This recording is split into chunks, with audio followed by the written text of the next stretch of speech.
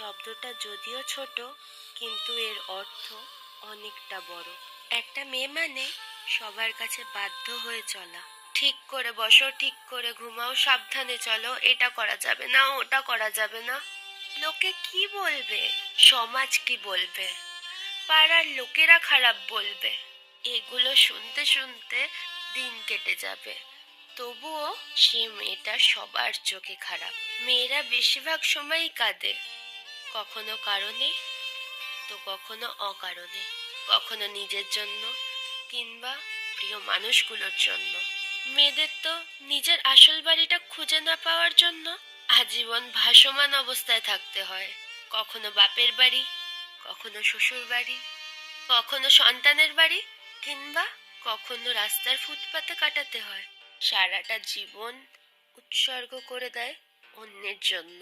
তবুও জানা হয় না মেয়েদের সে আসলে কোন বাড়িতে ফিক্সড মেম্বার। তাকে চারপাশ সামলে বেঁচে থাকতে হয়, কখনো মূল্য নিয়ে, কখনো মূল্যহীন হয়ে।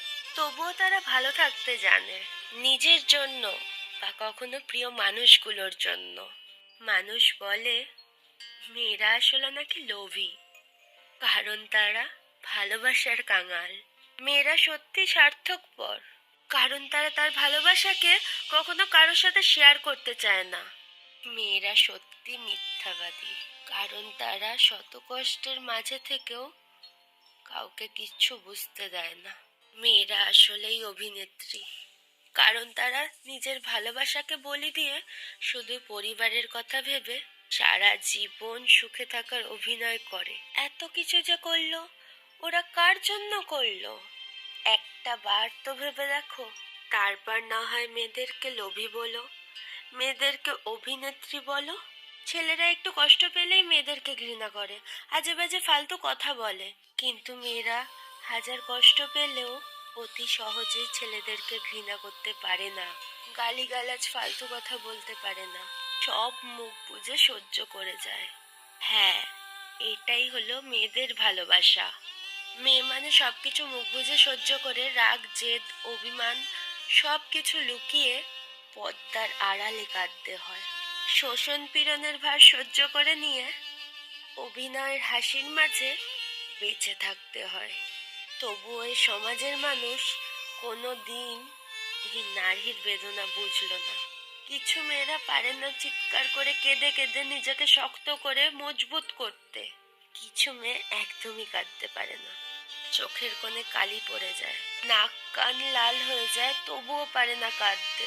আর কিছু মেয়ে আছে সারাদিন সবার সাথে হাসি তামাশা করে গভীর রাত পর্যন্ত বালিশে মুখ লুকিয়ে নিঃশব্দে চোখের জল ফেলে।